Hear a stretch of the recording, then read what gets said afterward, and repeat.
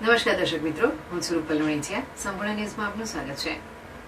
થરાદ અને રાહ પંથકમાં પાણીની ગંભીર સમસ્યાને લઈને ખેડૂતોમાં ભારે રોષ જોવા મળી રહ્યો છે. મોટી સંખ્યામાં ખેડૂતો અને આગેવાનો આજે રાહ મામલતદાર કચેરીએ પહોંચ્યા હતા અને આવેદનપત્ર પાઠવી સુજલામ સુફલામ કાચી નહેરમાં તાત્કાલિક પાણી છોડવાની માંગ કરી હતી. ખેડૂતોએ રજૂઆતમાં જણાવ્યું હતું કે હાલમાં જ્યાં સુજલામ સુફલામ કાચી નહેર પૂર્ણ થાય છે ત્યાંથી તેને આગળ રાજસ્થાન બોર્ડર સુધી લંબાવવામાં આવે તો સરહદી વિસ્તારોમાં હજારો એકર જમીનની સિંચાઈનો લાભ મળી શકે. ખેડૂતોના જણાવ્યા મુજબ આકરા ઉનાળાના કારણે ભૂગર્ભ જળસ્તર સતત નીચે જઈ રહ્યું છે, જેના કારણે ઉનાળુ પાક અને પશુ માટેનો ઘાસચારો સુકાઈ રહ્યો છે. પાણીના અભાવે પશુપાલકો પણ ભારે મુશ્કેલીમાં મુકાયા છે. આવેદનપત્રમાં ખેડૂતો દ્વારા આક્ષેપ કરવામાં આવ્યો છે કે ચૂંટણી સમયે દેખાડા પૂરતું પાણી છોડવામાં આવે છે, પરંતુ હાલ જ્યારે ખેડૂતોને ખરેખર પાણીની જરૂર છે ત્યારે તંત્ર ઉદાસીન વલણ અપનાવી રહ્યું છે.